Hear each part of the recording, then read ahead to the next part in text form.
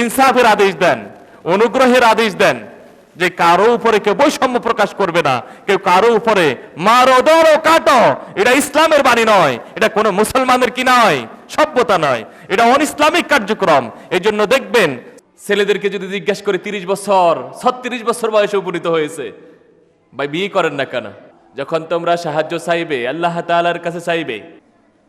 মেয়েদেরকে যদি বলেন এটা কি জামা পরেছ, এরা Rani Mukherjee style. NF Islamic media. গত সপ্তাহে প্রথম বলেছিলাম সন্তানের প্রতি পিতামাতার প্রথম দায়িত্ব হচ্ছে তাওহীদ শিক্ষা দেওয়া, তারপরে দায়িত্ব হচ্ছে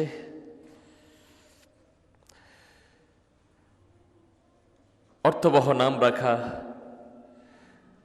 আকিকা করা, খতনা করা, যথাযথভাবে প্রতিপালন করা, দিন শিক্ষা দান করা,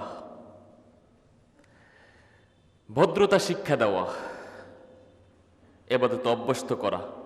এই পর্যন্ত আমরা আলোচনা করেছিলাম, মনে আছে? আজকে আমরা আলোচনা করব সন্তানের জন্য দোয়া করা। সন্তানের জন্য কি করা? ভালো দোয়া করা, বদদোয়া না করা। এগুলো কোরআনের পাতা থেকে আল্লাহ তাআলা আমাদেরকে যেভাবে শিখিয়েছেন ঠিক সেভাবেও আমরা করতে পারি। যদি না পারি তাহলে সন্তানের জন্য কল্যাণকর সন্তানের ভবিষ্যতে কোন রকম ক্ষতি সাধন হবে না, শব্দ চয়নের মাধ্যমে এই সমস্ত দোয়া করা। যেরকম কোরআনের ভিতরে আল্লাহ তাআলা বলেন, রব্বানা হাব লানা মিন আজওয়াজিনা ওয়া যুররিয়াতিনা কুররাতা আয়ুনিন ওয়াজআলনা লিল মুত্তাকিনা ইমামা।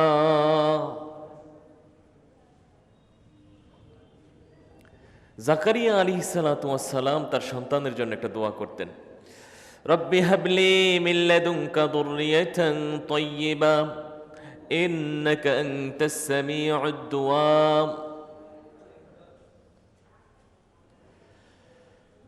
এরকম সুন্দর দোয়া করা যে প্রভু আমাকে একটা ভদ্র ধৈর্যশীল একটা সন্তান দান করো। প্রভু তুমি তো সবার কথাই শোনো, তুমি তো সর্বশ্রোতা সর্বদ্রষ্টা।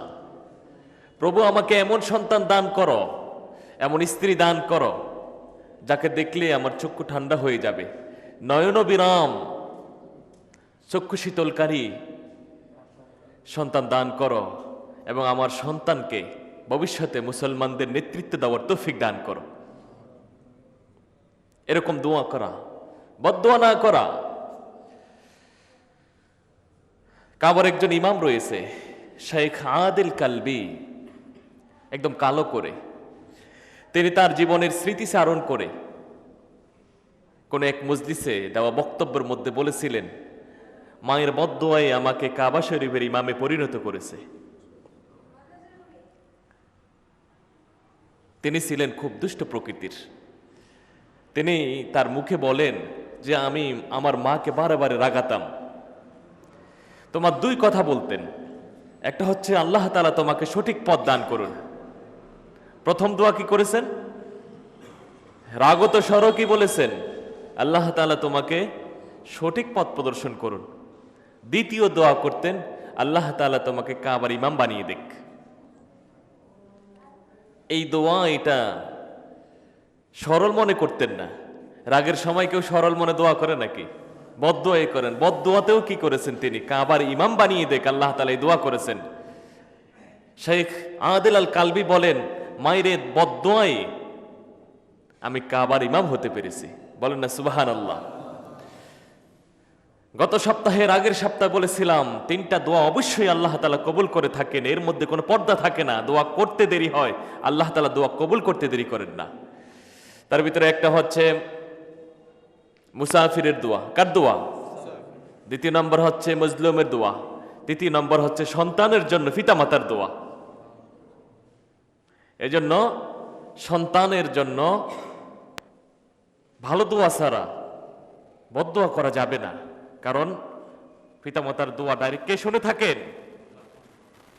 হ্যাঁ, এই জন্য আমরা দোয়া যদি করি সন্তানের জন্য, ভালো দোয়া করব না বদদোয়া করব? ভালো দোয়া করব।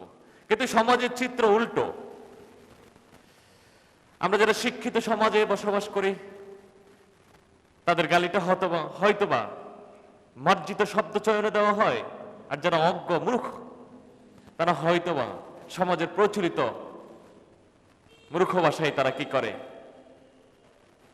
তাদের প্রতি ছড়ে দেয়। এমন সমস্ত দোয়া করি আমরা যার কারণে ছেলের ভবিষ্যৎ নষ্ট করে দেই আমরা নিজ হাতেই। অথচ এই ছেলে যদি কি হয়, সঠিক পথের অধিকারী হয়, অনুসারী হয়, কার ভালো হবে? পিতামাতারে তো নাকি? এ যদি বড় স্কলার হয়, আত্মগৌরবে ফেটে উঠবে পিতামাতায়। এ যদি ধন সম্পদের অধিকারী হয়, এ টাকা পয়সা কার থাকবে? যতদিন পর্যন্ত পিতামাতা রয়েছে তারই থাকবে। ইল্লা মাশাআল্লাহ। সমাজের ভিতরে এমনও ছেলে আমরা দেখতে পাই যে কারি কারি টাকা আছে ছেলের, কিন্তু বাপে কোথায় থাকে? কুড়ে করে থাকে। অনেক টাকার মালিক বাবা এখনো রিক্সা চালক, অনেক টাকার মালিক বাবা এখনো কুলিগিরি করে, অনেক টাকার মালিক বাবা এখনো বাদাম বিক্রি করে। কথা ঠিক না ঠিক? এটা হয়তো বা সমাজে হাতে গোনা কয়েকজন, কিন্তু অধিকাংশ ছেলে যারা কি করে, সভ্যভদ্র, যাদেরকে কি দিয়েছে? সভ্যতা শিক্ষা দিয়েছে, ভদ্রতা শিক্ষা দিয়েছে, এমন বাবাদের ছেলেরা কখনো বাবা মার সাথে কি করে না? খারাপ আচরণে লিপ্ত হয় না।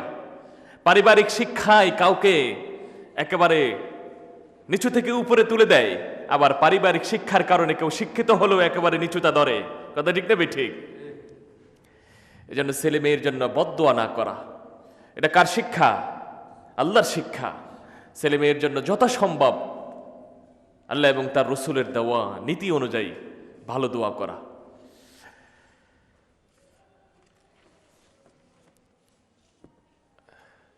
ছেলে এবং মেয়েকে তাওয়াক্কুলের উপরে, আল্লাহ তাআলার উপরে পরিপূর্ণ তাওয়াক্কুলের শিক্ষা দেওয়া, ক্যারিয়ারের শিক্ষা না দেওয়া। বুঝাতে পারিনি আমি। ছেলের বয়স হয়ে যাচ্ছে 30, ছেলে মাত্র মাস্টার্স অথবা এই পড়ালেখা শেষ করে প্রাইভেট কোনো কোম্পানিতে যৎসামান্য টাকায় চাকরি করতেছে। এখনো বাড়ির থেকে আত্মীয় স্বজন তাকে কি দেয়? এখনো তালকিন করে, বারে বারে উপদেশ দেয়, এই টাকা দিয়ে তুমি কি করিও না, বিয়ে করো না। এই টাকা যদি বিয়ে করো তাহলে বিয়ের পরে বুঝবে।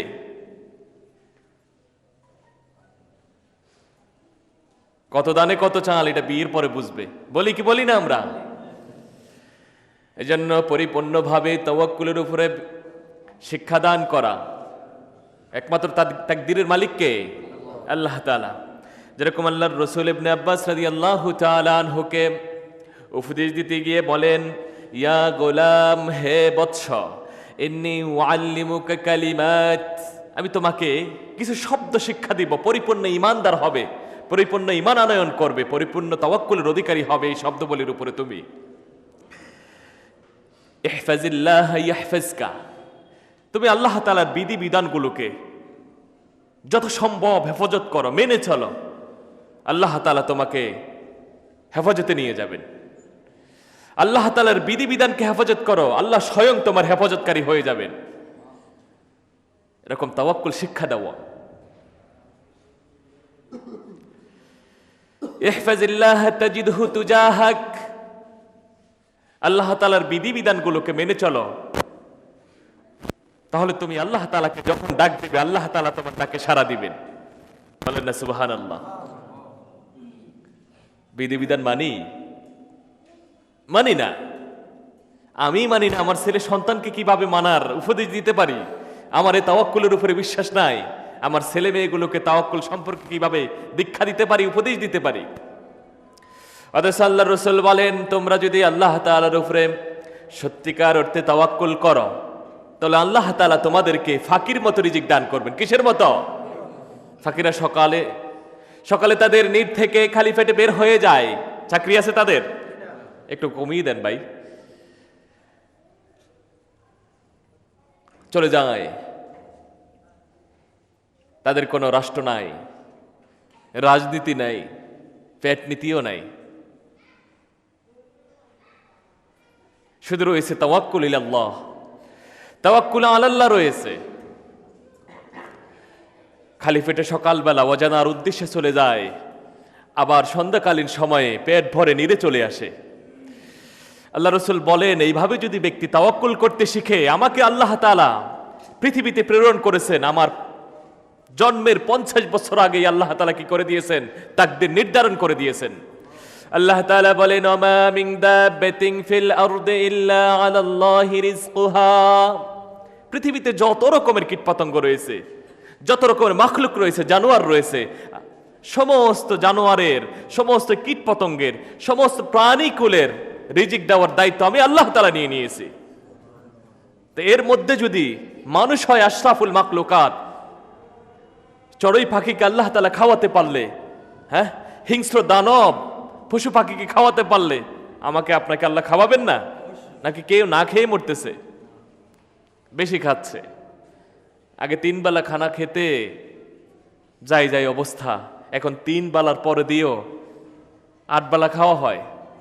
খানার পরে কত রকমের রেসিপি, মুখরোচক, আসরের পরে আবার সন্ধ্যাকালীন সময়ে, আবার যারা রাত্রে রুটিন করে নিয়েছে 10টা, তারা 8টার দিকে আবার খানা ফিনে লেগে যায়। যাই কি যাই না আমরা?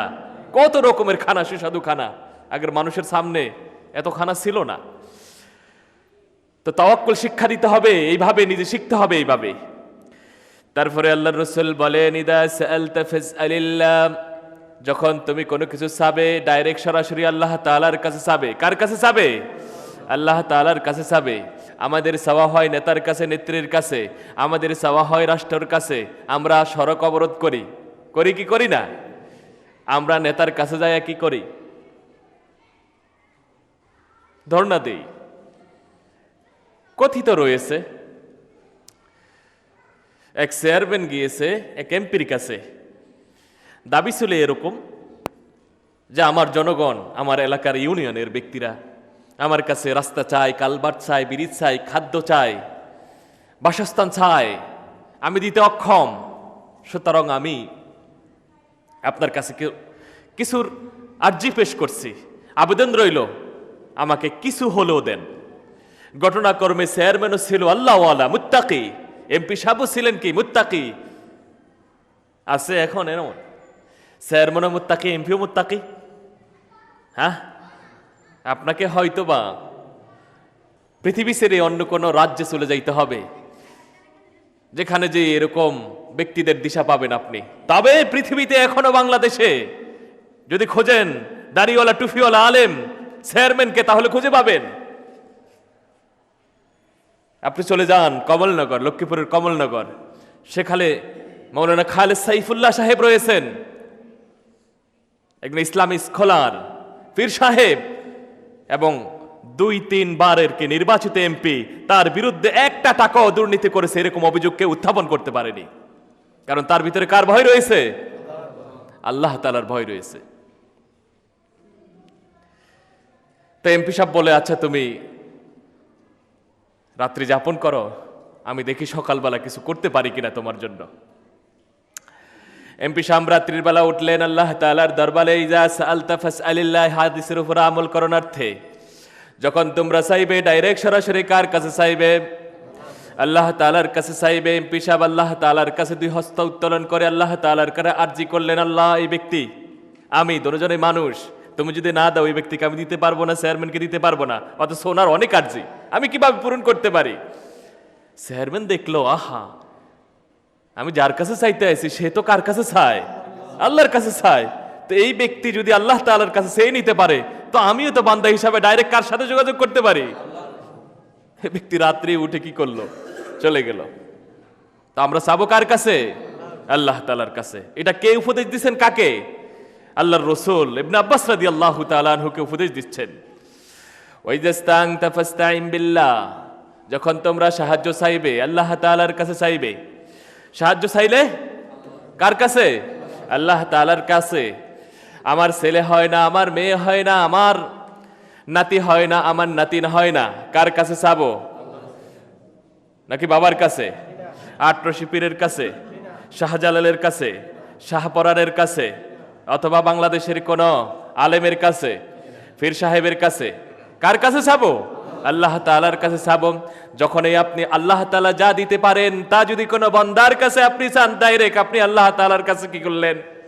আল্লাহ তাআলার সাথে ডাইরেক্ট শিরকে লিপ্ত হলেন। তারপর আল্লাহ রাসূল বলেন রুফিয়াতিল আকলাম, এগুলা লেখে কলমকে উঠিয়ে নিয়েছে, কলম আর লিখবে না, তাকদীর লিপিবদ্ধ হয়ে গেছে। অজুফাতিস সুহুফ, কাগজগুলো শুকিয়ে গেছে। বুঝেননি বিষয়টা? মানে কাগজকে উঠিয়ে নেওয়া হয়েছে, কাগজে আর নতুন ভাবে আপনার তাকদীর সম্পর্কে, আমার তাকদীর সম্পর্কে লিপিবদ্ধ করবে না। কলম লিখে কি হয়ে গেছে, আল্লাহ তাআলার আদেশে কলম আর কালি দিবে না। সুতরাং বাচ্চা ছেলেদেরকে এইভাবে কি দেওয়া, তাওয়াক্কুল শিক্ষা দেওয়া, আল্লাহ তাআলার কাছে চাওয়া, আল্লাহ তাআলার কাছেই একমাত্র সাহায্য চাওয়া। হ্যাঁ, আল্লাহ তাআলার আদেশ এবং নিষেধগুলো মেনে চলা, আমার আপনার ছেলে মেয়েগুলোকে এইভাবে শিক্ষা দানের জন্য পিতামাতার প্রতি আল্লাহ রসুলের পক্ষ থেকে এই দায়িত্ব চাপিয়ে দেওয়া হয়েছে।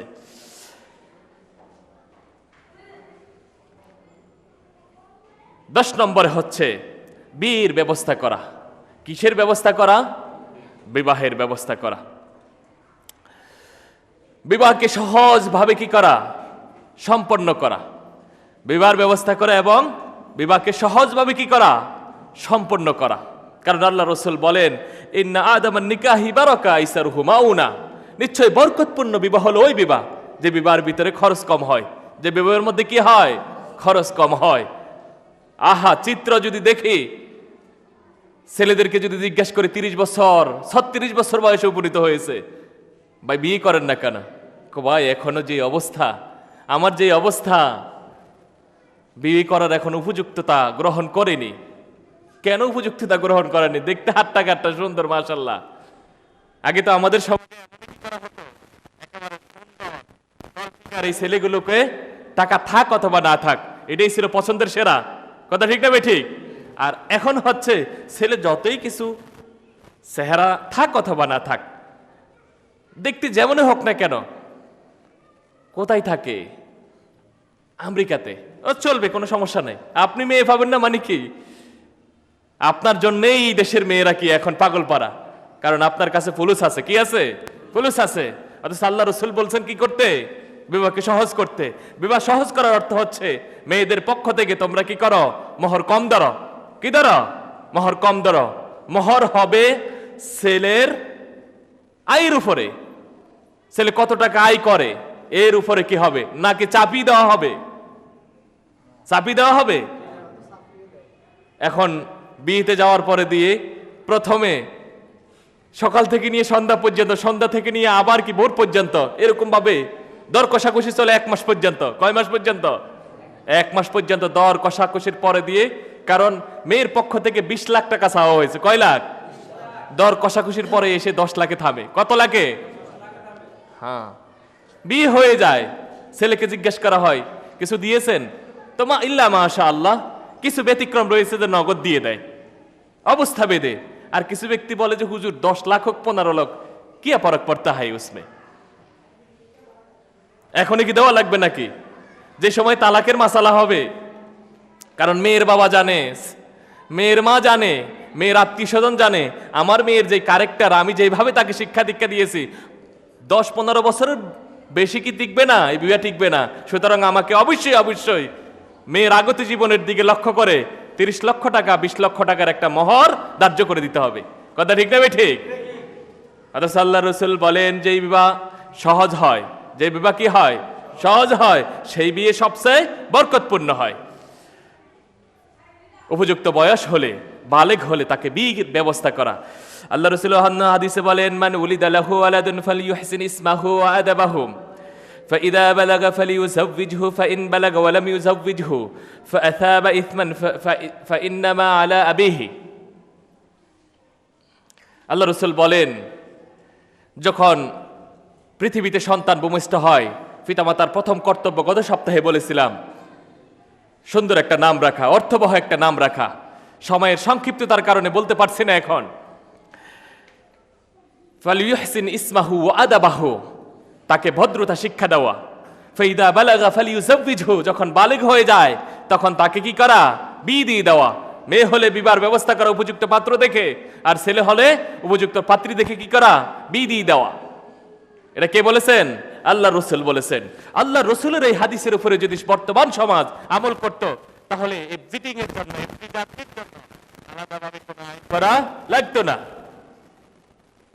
মাদক বিরোধী আন্দোলনের নেতা নেত্রীদেরকে আমরা দেখতে পেতাম না। এই বিবাহের সাথে বিভিন্ন ফিতনা ফাসাদ, বিভিন্ন অপরাধ সংগঠিত হচ্ছে বর্তমানে। ছেলেকে অথবা মেয়েকে সঠিক সময়ে কি দেয়নি, আমরা বিয়ে দেই না। বিয়ের কথা যখন বলে, 15 বছরের মেয়ে কি করতেছে? প্রেম করতেছে, তার প্রেমিকের হাত ধরে চলে যাচ্ছে। এখনো পিতামাতাকে যদি জিজ্ঞেস করা হয়, আমার ছেলে এবং মেয়ে দোনোটাই কি নাবালক শিশু? গত সপ্তাহে বলেছিলাম। অথচ 13 বছর বালেগ হওয়ার পরে দিয়েই আল্লাহ এবং তার রসুল বলেন এই মেয়ে বিবাহের উপযুক্ত হয়ে যায়। কে বলেন?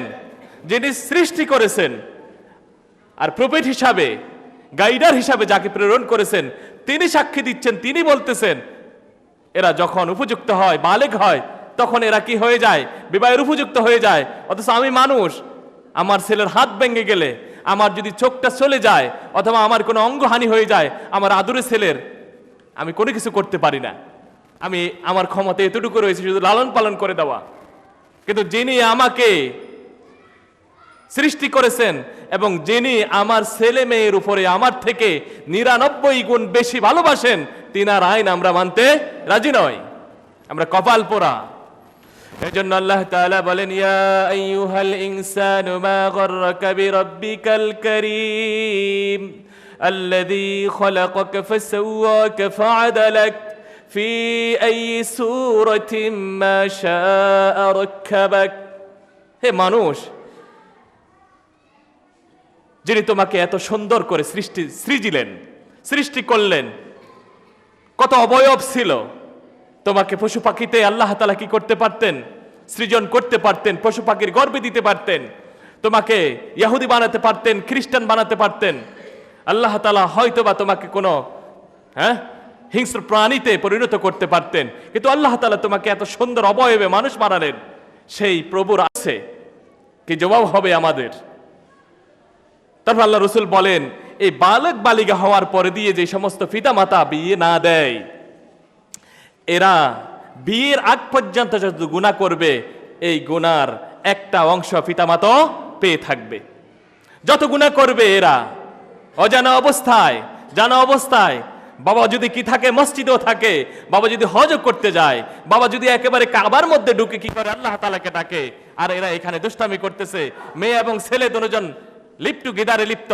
তাহলে এরা যে গুনাহ করছে, এই বালেগ এবং বালিকা হওয়ার পরে দিয়া, উপযুক্ত বয়সে উপনীত হওয়ার পর দিয়ে বিয়ে না দেওয়ার কারণে পিতা মাতা এরা কি পাবে? গুনার ভাগীদার হবে। তাহলে বিয়ের ব্যবস্থা করা সন্তানের প্রতি পিতা মাতার দায়িত্ব, কর্তব্যের অন্যতম দায়িত্ব হচ্ছে বিয়ের ব্যবস্থা করা, বিবাহকে সহজ করে দেওয়া, সন্তানের মাঝে ইনসাফ করা। কি করা? সন্তানের মাঝে ইনসাফ করা। কাউকে উইল করে দিলেন 10 ডিসিম আর সবাই মিলে ফেলে 10 ডিসিম না, এটা ইনসাফ ভিত্তিক বন্টন নয়। এই জন্য আল্লাহ আপনাকে কিয়ামতের দিন দাঁড় করাবেন, মুখোমুখি করবেন। এই জন্য আল্লাহ রসুল বলেন, বুখারী এবং মুসলিমের হাদিস, ইত্তাকুল্লাহু ওয়া আদিলু বাইনা আওলাদিকুম, আল্লাহ তাআলাকে ভয় করো এবং তোমাদের সন্তান সন্ততিদের মধ্যে তোমরা ইনসাফ প্রতিষ্ঠা করো। ইনসাফ শুধু কি নয়, জায়গা জমিনের ক্ষেত্রে নয়, পড়ালেখার ক্ষেত্রে ইনসাফ প্রতিষ্ঠা করতে বলেছে।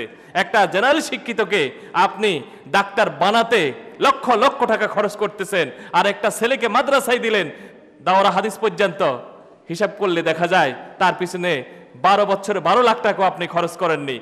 গত সপ্তাহের শেষ আলোচনা ছিল সন্তানদের মধ্যে ইনসাফ প্রতিষ্ঠা করা। একাধিক ছেলে সন্তান যদি থাকে, তাহলে আদর, মহাব্বতে, চিকিৎসা, পড়ালেখায় বস্ত্রদানের মধ্যে কার্পণ্য না করা, কাউকে বেশি দেওয়া, কাউকে কম দেওয়া। এটা বাপ মা যদি করে, আল্লাহ তাআলার কাছে অবশ্যই জবাবদিহি করতে হবে। কারণ আল্লাহ রাসূল বলেন, আলা কুল্লুকুম রাইন ওয়া কুল্লুকুম মাসউলুন আন রাইয়াতিহি। প্রত্যেক ব্যক্তি যে পন্থায় আল্লাহ তাআলা তাকে পরিচালক হিসাবে নির্বাচিত করেছেন, সেই ঘরের হোক, মসজিদের হোক, পৃথিবীর হোক, সমাজের হোক অথবা রাষ্ট্রের হোক, প্রত্যেক ব্যক্তি তার অধীনস্থদের ব্যাপারে আল্লাহ তাআলার দরবারে জিজ্ঞাসিত হবে। এজন্য একাধিক ছেলে সন্তান যদি থাকে, তাহলে সবকিছুর ক্ষেত্রে সমতা বিধান, এটা আল্লাহ কর্তৃক একটা বিধান স্বরূপ সে অবশ্যই তার ছেলে মেয়ের মধ্যে প্রতিষ্ঠা করবে। কারণ আল্লাহর রাসূল বলেন, আত্তাকুল্লাহ ওয়া'দিলু বাইনা আওলাদিকুম, তোমরা আল্লাহ তাআলাকে ভয় করো, ওয়া'দিলু বাইনা আওলাদিকুম, এবং তোমরা তোমাদের ছেলে সন্তানের মধ্যে ইনসাফ প্রতিষ্ঠা করো। প্রশ্ন আসতে পারে, আমার মন তো কোনো ছেলের প্রতি ঢুকে যায়,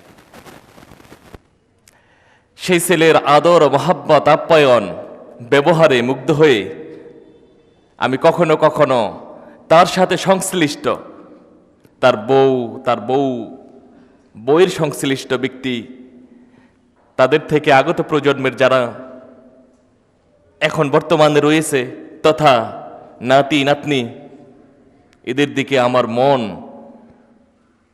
একটু বেশিই চলে, এদেরকে বেশি একটু মহাব্বত করি অন্যদের থেকে। এক্ষেত্রেও কি আল্লাহ তাআলার কাছে আমি পাকড়াও হব?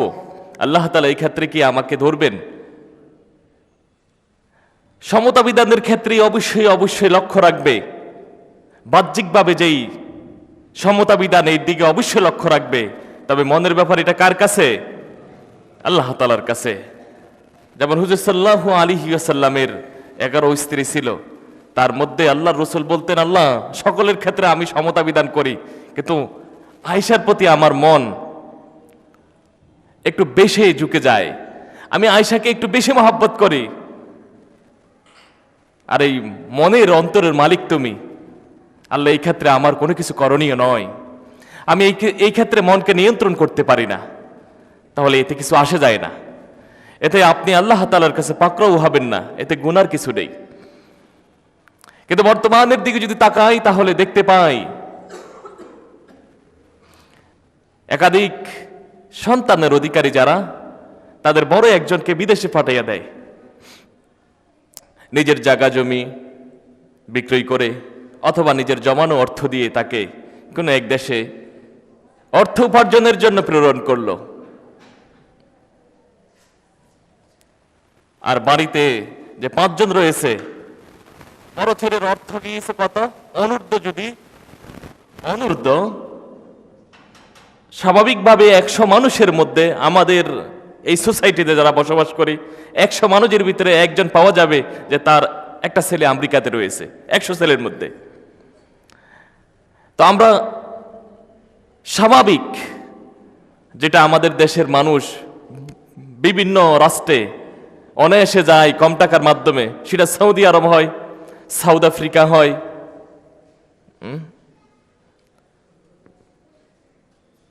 অথবা কম টাকা দিয়ে যারা কোন দেশে প্রবেশ করতে পারে, এমন দেশ আমরা চয়েস করি। অনূর্ধ্ব 10 লাখ টাকা যদি কি করে বাবা তার পিছনে ব্যয় করে, এই বড় ছেলে 10 লাখ টাকা প্রথম 2 বছরে প্রেরণ করে, কারণ ছেলের টার্গেট কমপক্ষে 5 বছর। আর বাড়িতে যেই 4 ছেলে রয়েছে, বাবা এই 4 ছেলেকে বড় ছেলের টাকা দিয়ে এদেরকে মানুষ করে। এক একটা ছেলে বাড়িতে যারা থাকে, স্মার্টফোনের বাহার তাদের, এক একটা হুন্ডা বাইক যেটাকে বলে, বড় ছেলের টাকা দিয়ে। একটা ছেলের প্রথম দায়িত্ব হচ্ছে তার পিতামাতার দৈনন্দিন খরচ নিশ্চিত করা, হাত খরচ, চিকিৎসা খরচ, দৈনন্দিন যেই পকেট খরচ, খানা দানা ইত্যাদি খরচের পরে অন্তত কত লাগে? 20,000 টাকা। আর ছেলে যদি 50,000 টাকা পাঠায়, তাহলে 20,000 টাকা রেখে অবশ্যই 30,000 টাকা ছেলের নামে রেখে দিতে হবে। ছেলের অনুমতি ব্যতীত যদি ওই 30,000 টাকা খরচ করে, তাহলে আল্লাহ তাআলার দরবারে অবশ্যই অবশ্যই এই বাপ মা ধরা খাবে। সমাজের চিত্র বাস্তবে এটাই। বড় ছেলে 10 বছর বিদেশ করে এসে বাপ মার কাছে যখন যায়, আমাকে কিছু দেন, আমি তো কিছু নিয়ে আসিনি, আপনাদের কাছে প্রেরণ করেছি, আমাদের কাছে কিছু নাই, জমি কিনেছি। বড় ছেলের টাকা দিয়ে কার নামে জমি কিনেছে? বাপ্পার নামে। এই জমির মালিক কে হবে? সবাই হবে না? এটা কি বৈষম্যতা নয়? অবশ্যই ছেলে মেয়ে পিতা মাতার এই বৈষম্যের কারণে প্রতিবাদ করবে না, এটা ইসলাম তাকে অনুমতি দেয়নি। সে কোনো শব্দ বলতে পারবে না বাপমার ক্ষেত্রে। কিন্তু পিতামাতা যদি ছেলে মেয়ের উপরে এই ক্ষেত্রে এমন ভাবে বৈষম্য করে, তাহলে আল্লাহ তাআলার দরবারে অবশ্যই অবশ্যই কি করবে? জবাবদিহি করতে হবে, কারণ এটাও এক রকমের জুলুম। যেখানে আল্লাহ তাআলা বলেন, ইন্নী হাররামতু আলাইয়া যুলমা, তোমরা জুলুম করো না, কারণ আমি নিজের উপরে নিজে জুলুম করাকে হারাম ঘোষণা করেছি, অবৈধ ঘোষণা করেছি। পিতামাতা জন্ম দিয়েছেন, তাকে বিদেশ পাঠিয়ে দিয়ে হাদিসে রাসূল অবশ্যই আছে যে তার সমুদয় মাল তুমি সহ পিতামাতার, কিন্তু ইনসাফ প্রতিষ্ঠা করার জন্য বলেছে ছেলে মেয়ের মধ্যে পাঠিয়ে দিয়েছেন, তারা তো ভবিষ্যৎ রয়েছে। আর যদি এটা না করতে পারেন, তাহলে আপনার যে জায়গা জমি রয়েছে, সেই জায়গা জমির মধ্যে সে যে টাকা পাঠিয়েছে, সবাই মিলে যেটা ভোগ করেছে, সবাই মিলে জায়গা জমি বিক্রি করে 10 লাখ টাকা বড় ছেলের পিছনে অথবা ছোট ছেলের পিছনে খরচ করেছে, এই 10 লাখ টাকা রেখে বাকি যে 50 লাখ টাকা প্রেরণ করেছে, এই 50 লাখ টাকা সবাই মিলে ভোগ করার কারণে জমি যদি থাকে, তাহলে এই পরিমাণ জমি সকলের পক্ষ থেকে তাকে দিয়ে দিতে হবে। এটা হচ্ছে ইনসাফ। এভাবে কি করতে হবে? ইনসাফ প্রতিষ্ঠা করতে হবে। বড় ছেলে কামাই করে সকলের নামে 4টা করে বাড়ি, 5টা করে গাড়ি, এটা চলবে না। ইসলাম এটা অনুমোদন দেয় না, এটাকে জুলুম বলে। জুলুম শুধু ভাই ভাইকে গালি দেওয়া, এক ভাই অপর ভাইয়ের বউকে নিয়ে যাওয়া, একের উপরে অন্য ব্যক্তির হাত অর্পণ করা, ইত্যাদি ইত্যাদি, এটাই জুলুম নয়। জুলুমের অনেক প্রকার রয়েছে। এই জন্য আল্লাহ রাসূল বলেন, আয-যুলমু যুলমাতু ইয়াউমাল কিয়ামা, জুলুম কিয়ামতের দিন ভীষণ অন্ধকার হয়ে দেখা দিবে, যে অন্ধকার থেকে বাঁচার কোনো উপায় থাকবে না। ইসলাম অনুমোদন করে না। 12 নম্বর হচ্ছে, ইসলাম অনুমোদন করে না এমন জিনিস থেকে ছেলে মেয়েকে বিরত রাখা। ইসলাম অনুমোদন যেটা না করে, এমন কাজ করলেই জাহান্নামের উপযোগী হবে। কথা ঠিক না ঠিক? এই জন্য আল্লাহ তাআলা বলেন, ইয়া আইয়ুহাল্লাযীনা আমানু কু আনফুসাকুম ওয়া আহলিকুম নারা, হে বিশ্বাসীগণ, তোমরা নিজে আগে দোজখের আগুন থেকে বাঁচার চেষ্টা করো, অতঃপর ওয়া আহলিকুম নারা, তোমার পরিবার পরিজনদেরকে আগুন থেকে বাঁচাও, দোজখের আগুন থেকে বাঁচাও। তাহলে ইসলাম অনুমোদন করে না এমন কাজ ছেলে মেয়েকে শিক্ষা দেওয়া যাবে না।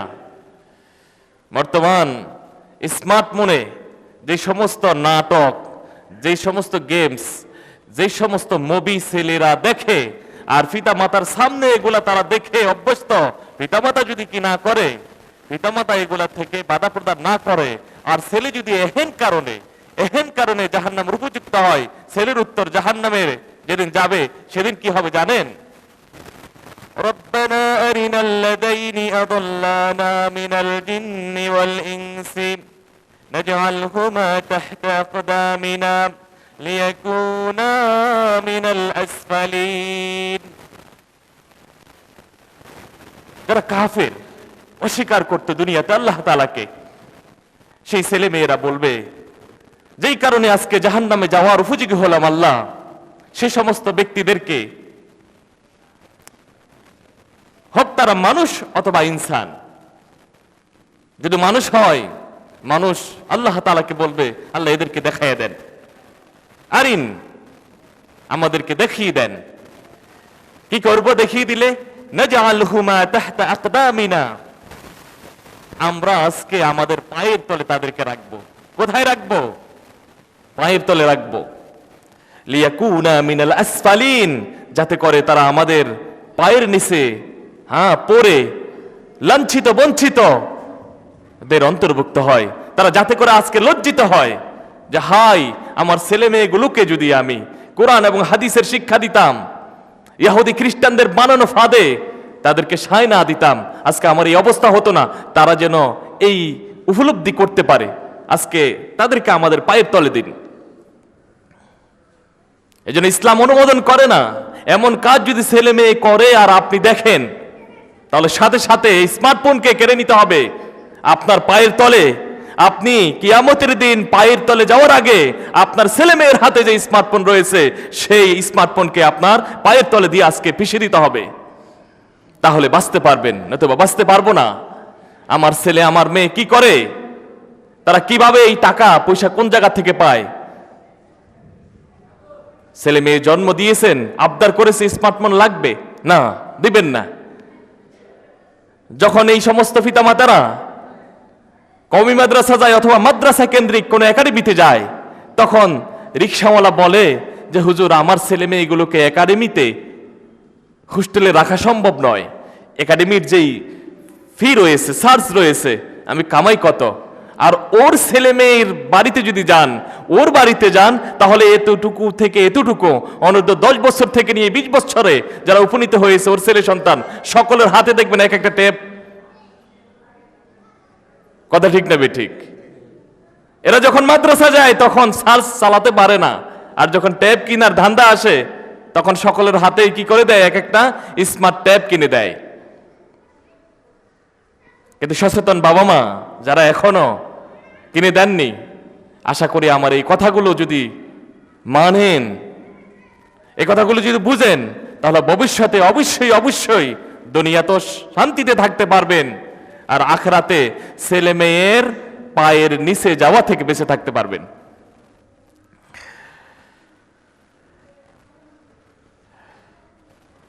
তেরো নম্বর হচ্ছে আমাদের ছেলেমেয়েরা কাকে অনুসরণ করবে। আমাদের ছেলেমেয়েরা কাকে অনুসরণ করবে? আমাদের ছেলেমেয়েরা শাহরুখকে অনুসরণ করবে না সালমানকে অনুসরণ করবে? আমাদের মেয়েরা কেটনিরাকে না রানী মুখার্জিকে অনুসরণ করবে? কাকে অনুসরণ করবে?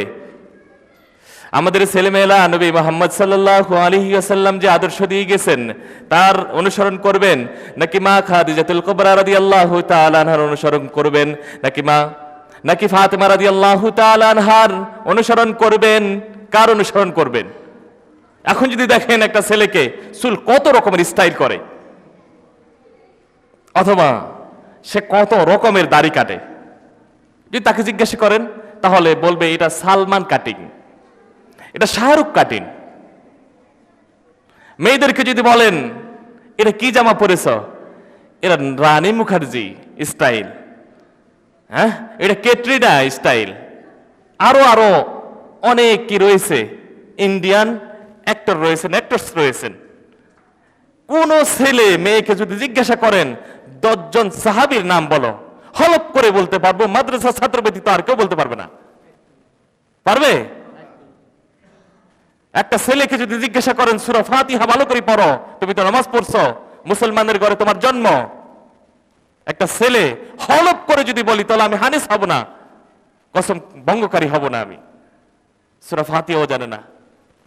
আমার আপনার ছেলে কাকে অনুসরণ করবে এটা যদি ডিসিশন না নিতে পারেন, তাহলে ভবিষ্যতে আপনার ছেলে আপনাকে জেলে নিবে, আপনার ছেলে আপনাকে জুতা দিয়ে মারবে, আপনার ছেলে আপনার সামনে দাঁড়িয়ে বলবে আমি তোমাকে বাপ হিসাবে পেয়ে আমি গর্বিত নয়, এরকম বলবে।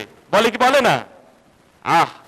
আপনি আপনার ছেলেকে আদর্শ কাকে অনুসরণ করবে তাকে যদি শিক্ষা না দেন, তাহলে যাদেরকে অনুসরণ করেছে আরে তারাই তো খুন খারাপি করে, খুন খারাপি শিক্ষা দেয়। দর্শন কিভাবে করবে তারাই তো নবীর পর্দায় আমাদেরকে শিক্ষা দেয়, আমাদের ছেলে মেয়েগুলোকে শিক্ষা দেয়। তারা নাটকের মাধ্যমে, ছবির মাধ্যমে ঘর কিভাবে সাজাবে, স্বামীর আনুগত্য কিভাবে কি করবে, প্রকাশ করবে, এটা আমাদেরকে প্রতিনিয়ত নাটকের মাধ্যমে শিক্ষা দেয়। আফসোসের বিষয় হচ্ছে দিন শেষে যারা আমাদেরকে এগুলা শিক্ষা দেয় প্রত্যেক পতিতারা 2-3টা করে কি করেছে, স্বামী ছেড়েছে। কথা ঠিক না ভাই? ঠিক। প্রত্যেকটা অ্যাক্টরসের, অভিনেতা অভিনেত্রীদের 3টা করে স্বামী রয়েছে, 5টা করে গার্লফ্রেন্ড রয়েছে, নাহলে পরকীয়া ধরা পড়েছে, নাহলে বুলু প্রেমে অজানা কোনো কাহিনী ইন্টারনেটে ছড়িয়ে পড়েছে। তারাই আবার কি করে, আমাদেরকে মানবতা অথবা কিভাবে স্বামীর সংসার করবে সেগুলো শিক্ষা দেয়। আমার আপনার ছেলে মেয়ে, আমার আপনার বউ, আমার আপনার স্ত্রী আবার এদেরই অনুসরণ করে। এরা আবার কিভাবে কথা বলে, নেচে নেচে এক্সপ্রেশন কিভাবে দেয়, হ্যাঁ, এরা আবার উপস্থাপন ভঙ্গি কিভাবে করে, এগুলাকে অনুসরণ করে।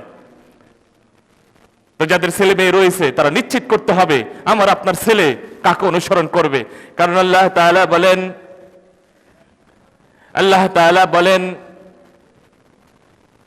লাকাদ কানা ফি রাসূলিল্লাহি উসওয়াতুন হাসানা, লাকাদ কানা লাকুম ফি রাসূলিল্লাহি উসওয়াতুন হাসানা, যে তোমাদের জন্য উত্তম আদর্শ রয়েছে তোমাদের রাসূলের আদর্শের মধ্যে। এই আদর্শ ব্যতীত অন্য কোন আদর্শ কোন ব্যক্তি যাপন করবে সে বিপদগামী হবে। কারণ হক পথের, সঠিক পথের দিশা দেনওয়ালা কে? আল্লাহর রাসূল। হেদায়েত দিবেন আল্লাহ, কিন্তু সঠিক পথের দিকে দিশা দিবেন কে? আল্লাহর রাসূল। কারণ আল্লাহ তাআলা আল্লাহর রাসূলকে হুদাল লিন-নাস করে পাঠিয়েছেন। তো তাকে ব্যতীত যিনি আমাদেরকে পথ দেখাবেন তিনাকে অনুসরণ না করে মল্লিকা, শাহরুখ, সালমান, রানী মুখার্জির যদি কেউ অনুসরণ করে সে পথ পাবে না বিপদগামী হবে? হ্যাঁ, বিপদগামী হবে। সন্তান পালনের ক্ষেত্রে সমতা বিধান তো করতেই হবে। একটা হাদিস মনে পড়ে গেছে, ইবনে বশীর রাদিয়াল্লাহু তাআলা আনহু বলেন, আমার পিতা আমাকে নিয়ে আল্লাহর রাসূলের কাছে গিয়েছেন। আমি আল্লাহর রাসূলের কাছে গেলাম, বললাম যে আল্লাহর রাসূল, আমার একাধিক পুত্র রয়েছে, আমার এক ছেলেকে আমি একটা গোলাম দিলাম, আমার এক ছেলেকে আমি একটা গোলাম দিলাম। আল্লাহ রাসূল বললেন, তুমি কি তোমার বাকি অন্যান্য যে ছেলে মেয়ে রয়েছে তাদের প্রত্যেককে এক একটি গোলাম দান করেছ? বলছে না। তো আল্লাহ রাসূল বললেন যে তুমি তোমার যেই সন্তানকে গোলাম দান করেছ সেই সন্তান থেকে গোলাম ছিনিয়ে নাও, নিয়ে নাও। তুমি যদি দিতে না পারো কাউকে দিবে না, আর যদি দাও তাহলে সবাইকে দিবে। এই জন্য সন্তানের ক্ষেত্রে, প্রতিপালন দেওয়ার ক্ষেত্রে অবশ্যই অবশ্যই সমতা বিধান দরকার। এটা যদি না হয় এইখান থেকে একজন ছেলের মনে পিতামাতার প্রতি আক্রোশ জমে, এখান থেকে অবাধ্যতার সে বীজ বুনে, আমি যে সময় কামাই করব সেই সময় তোমাকে দেখিয়ে দিব, আমার কামাইয়ের ভিতরে শুধু আমারই অধিকার রয়েছে।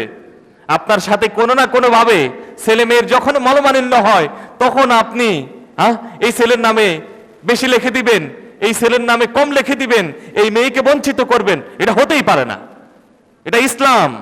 আর যে এর ব্যতিক্রম হয় তাহলে জাহিলিপনা, অজ্ঞতা। এই কুসংস্কার তো জাহিলি ভাবে ছিল, জাহিলি যুগে ছিল। এখন ইসলাম কি দিয়েছেন? একটা ধর্ম দিয়েছেন, জীবন ব্যবস্থা দিয়েছেন, যে জীবন ব্যবস্থার মধ্যে এতেদালি ব্যবস্থা থাকবে, ইনসাফপূর্ণ ব্যবস্থা থাকবে। কারণ আল্লাহ তাআলা বলেন, ইন্নাল্লাহা ইয়ামুরু বিল আদলি ওয়াল ইহসান। আল্লাহ তাআলা কি দিয়েছেন? ইনসাফের আদেশ দেন, অনুগ্রহের আদেশ দেন, যে কারো উপরে কেউ বৈষম্য প্রকাশ করবে না, কেউ কারো উপরে মারো, ধরো, কাটো। এটা ইসলামের বাণী নয়, এটা কোনো মুসলমানের কি নয়, সভ্যতা নয়, এটা অন ইসলামিক কার্যক্রম। এই জন্য দেখবেন